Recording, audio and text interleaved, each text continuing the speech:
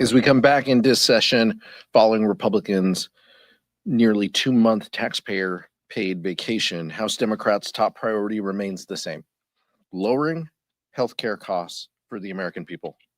For months, Republicans have wasted time by refusing to negotiate with Democrats on a deal that would extend the Affordable Care Act tax credits. These tax credits allow hardworking families to see their doctors when they get sick, get medication, or have life-saving surgeries. If Republicans let these credits expire, millions of Americans in red, blue, and purple districts will be forced to make incredibly difficult financial decisions or be priced out of health care altogether. An example, in my district, Amy in Redlands is a small business owner. She told me that her health care would jump from $650 per month to $2,000 per month.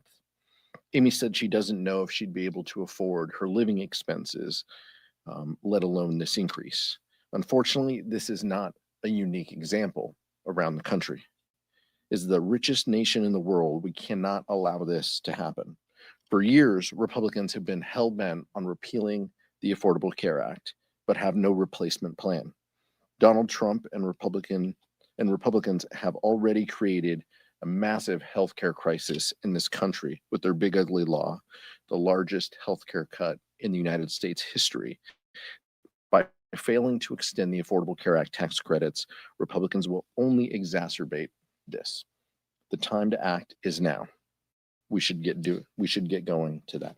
Vice Chair Ted Lieu. Thank you, Chairman Aguilar. So Republicans have continued to attack healthcare. They passed a law and enacted policies to make healthcare more expensive. They made deep cuts to Medicaid. There's a $500 billion cut slated for Medicare, and the Affordable Care Act is going to dramatically increase because of Republicans' attacks on healthcare. Yesterday, a Gallup poll came out showing that this is now weighing on American people's minds in a very big way. Nearly half of the American people, 47%, believe they cannot afford healthcare next year. And then Gallup asked a second question about drug prices. And 1 in 5 Americans say they or one of their family members can no longer afford prescription drugs. That is the highest that survey has ever recorded since they asked that question. And so we're asking Donald Trump Republicans to get serious and work with Democrats on bringing down healthcare costs instead of increasing healthcare costs. And nothing Republicans are doing this week is going to help reduce the cost of healthcare. We also know that other costs are rising.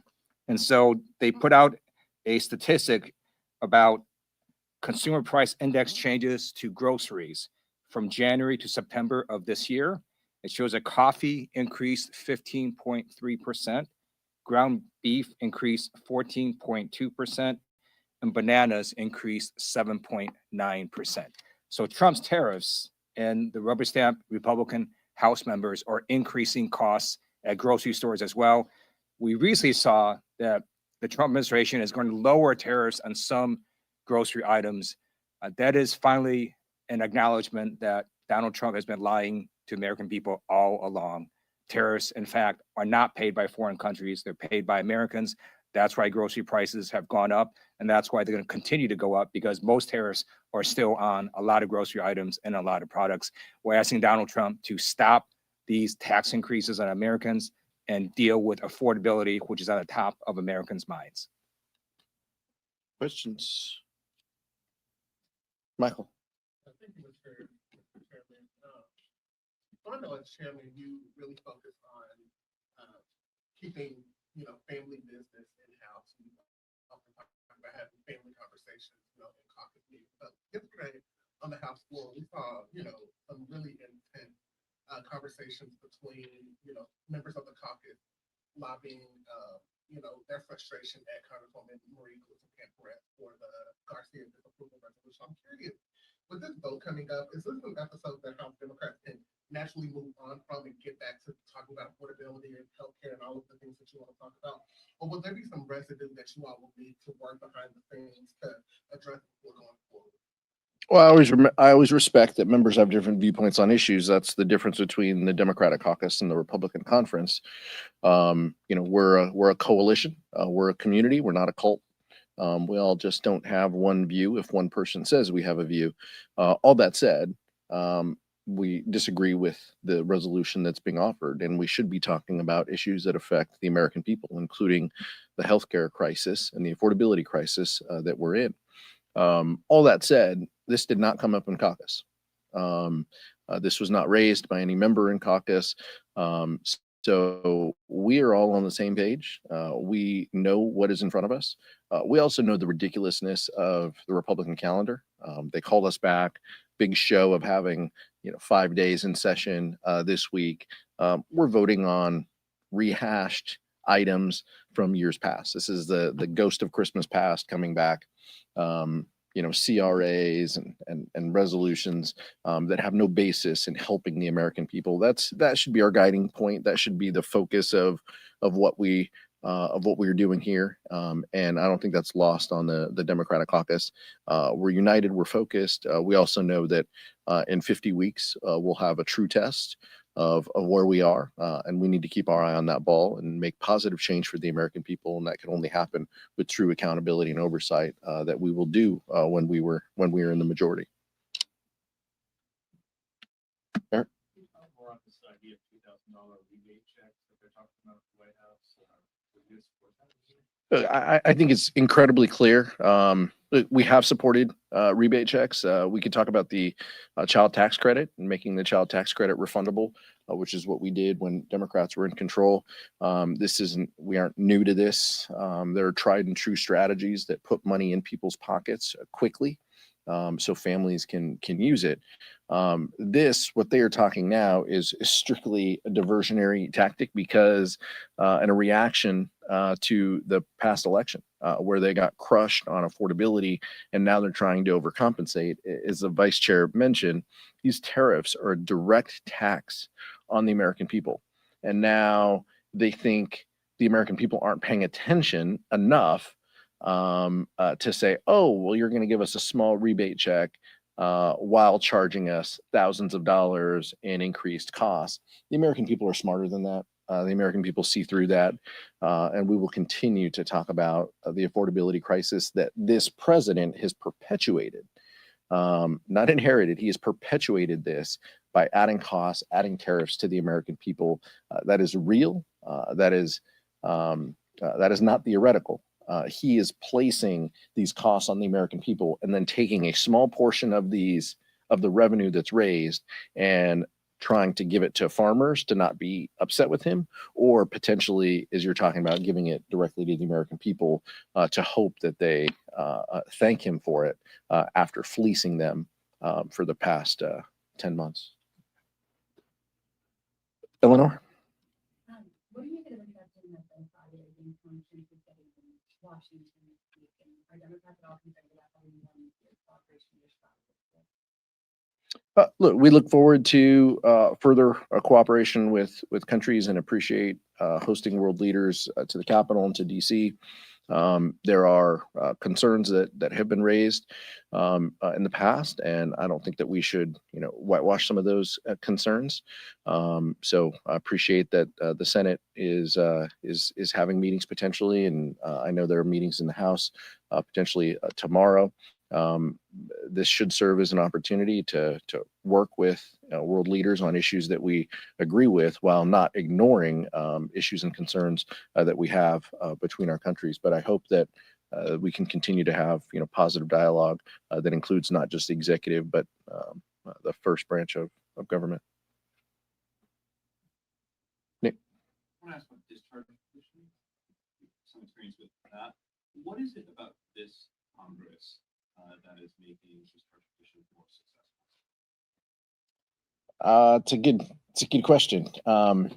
I'm not gonna give you the secret sauce of how a discharge petition becomes successful, but I think that you have to have kind of a strength and resolve among those members advocating for it. Obviously, in a bipartisan nature, if you want to be successful, have a bipartisan group of members leading something. Who have a working relationship with each other, but also have the credibility to reach out to their colleagues to talk about delivering a solution. But I don't think it's lost on us that some of these discharge petitions moving forward are advocated by folks who just made significant healthcare cuts, and now they are trying to get right by their voters and their folks. I understand that. I understand there's different viewpoints, and some of these pieces of legislation have a lot in them.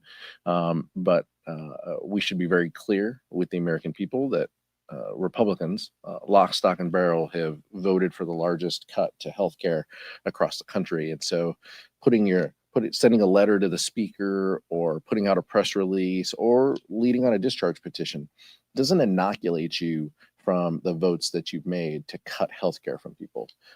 You may be trying to solve one piece of this, but that doesn't gloss over your voting record, and it's our job to tell that truth to folks. My view of why there's been so many discharge petitions and successful ones is because of failed Republican House leadership. A discharge petition is an end run around the speaker and around Republican leadership. And when Republican leadership is protecting pedophiles, you're going to have Democrats, Republicans going, that's insane. You cannot do that. And that's why this discharge petition was successful. And because Republican House leadership is out of step with the overwhelming majority of the American people, that's why you're seeing these discharge petitions being filed and why some of them are succeeding. Thank you. I wanted to add the House, and I know neither of you are on this committee, but the House Administration Committee is holding a hearing on the Stock Act. Do you think that act that was passed in 2012 has done enough to curb public sentiment about concerns about insider trading among Congress? And then in the Senate, Senator Hawley, along with Senator Ossoff and Peters, co-sponsored Pelosi Act. Do you think that would be something House Democrats would be willing to take up if we were to get to that?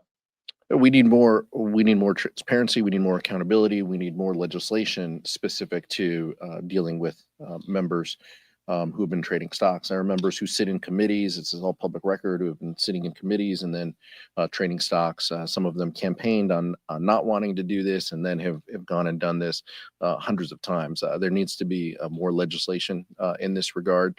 House Democrats, I'm not aware of anything that House Republicans have put out that have indicated that they support a ban on stock trading. House Democrats did put that out. Before the August work period, we put out documents talking about an affirmative agenda, talking about the culture of corruption, talking about the affordability crisis and the healthcare crisis that we're in. And the single piece of legislation that was mentioned was addressing this issue. So this is something that is serious for our caucus, and it'll take serious legislation in order to do it. That doesn't mean that there's a monopoly on one issue or one idea or one piece of legislation that gets there. This is why we have hearings, and this is why, if we truly want a bipartisan effort, then it's on Republicans to work with us in order to solve this issue. I support a ban on members of Congress trading individual stocks. I also think people need to look at the President of the United States. It is massive corruption going on in the White House. The Swiss basically gave him a personalized gold bar. The country of Qatar gave him a used jumbo jet. You've got his family making huge amounts of money off of crypto, and the president pardoned a criminal because that person was with a company that helps his family with crypto. The amount of corruption in the White House is insane, unconscionable levels. And in addition to the Stock Act, we need to look at putting some real serious ethics into the White House. And I'd also offer the Supreme Court. This can't just be something that affects Congress. We have to look at the executive branch as well as an enforceable code of conduct for the Supreme Court as well. Cassie? I want to ask, kind of piggybacking off the next question about discharge petitions. Obviously today we will have this vote on the Epstein files, and we're looking at Republican leadership now saying that they don't have anything one way or another, saying that members can vote their conscience after Democrats have accused them of canceling votes and sending the House home so that this vote couldn't be taken earlier, not swearing in Aguilar. So what do you make of this about face, and do you directly correlate it with the president's about face on that? Yeah, absolutely. I mean, all of them feel the same way. I mean, this is about them knowing that they're going to lose. They're going to lose this vote. They could not convince Marjorie Taylor Greene and Lauren Boebert from the Situation Room. They could not convince them to remove their signatures. So they are shifting strategies. Now they have to embrace it because they're going to lose this issue. And they weren't going to lose by a little. They were going to lose by a lot. And I think the president, clearly doesn't want to be viewed as a lame duck or on the losing side of an issue with the Republican conference. And Republicans are probably tired of having to defend the pedophilia that Jeffrey Epstein stood for. And so I think it's clear that their only reason why they're doing this is because they were losing, and so now they're going to try to project that they don't care or that they aren't pushing members. They pushed members. They sent us all home in September. Those are just the facts. They avoided this issue. They avoided this vote for so long. They can't suddenly turn the page and say, "Oh, we're fine with this. We were just kidding." And oh, by the way, let's make it about the policy. And if the president wanted to put the Epstein files out, he could do that tomorrow. He is choosing not to. He is also choosing to have his Department of Justice not answer a lawful subpoena by Democrats and Republicans who voted in the Government Oversight and Reform to send documents to that committee. So the president has made choices here.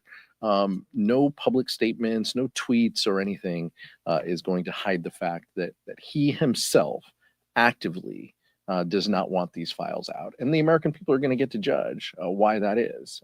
Likely because his name's already been listed over 1,000 times on the emails that have been released. So that's one of the reasons why he doesn't want this out. Chairman Aguilar is absolutely right that the president doesn't want these files out. And one reason we know that is because the president can order these files to be released right now. It's very clear that the Department of Justice acts as Donald Trump's lapdog. He says jump, they say how high, and they've done everything of his bidding. He could just tell the Attorney General to release the files, and she would do it. So the fact that he hasn't done that shows that he is just playing a game. He doesn't really want these files to be released. And the other reason that the discharge petition succeeded and that Speaker Johnson and the president appear to have reversed is because Republicans got their asses kicked earlier this month in the elections. Democrats didn't just win in blue states like Virginia and California and New Jersey. Democrats won in every state in which there was an election: Georgia, Mississippi, Pennsylvania, Maine. And the Republicans have noticed. And now you see more Republicans standing up to Donald Trump, who is now a weight and anchor on the Republican Party. And you see Republicans showing more courage to stand up for the American people to finally do the right thing.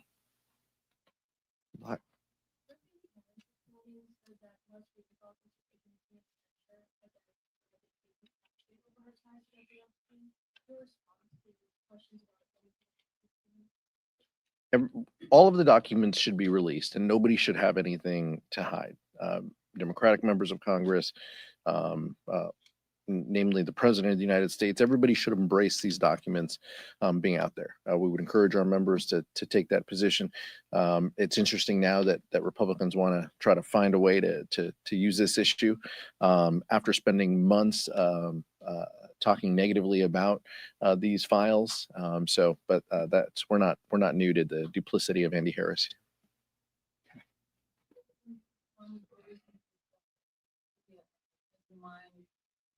Legislation on additional sanctions on Russia to the past. Do you consider voting for it? Look, we've supported strong sanctions on Russia in the past. We think that there is space and opportunity to continue to try to stop Russian aggression through economic means and sanctions. That continues to be a view that is widely held on our side.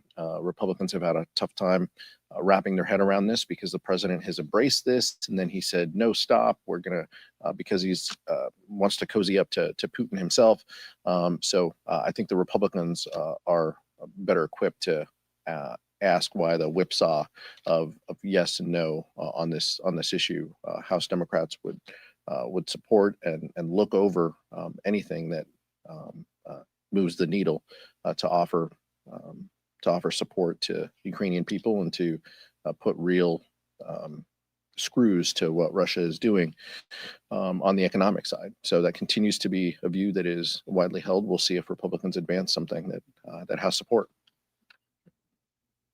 The only way to end the Ukraine-Russia conflict is to stop Vladimir Putin. And you can do that by defeating his troops on the battlefield. You can do that by increasing pressure economically through sanctions. And the United States and Europe should be doing all of that. because that should be obvious over the years. You're not going to get Putin to negotiating table unless he is stopped. And that's why we need to give Ukraine maximum support. Thank you.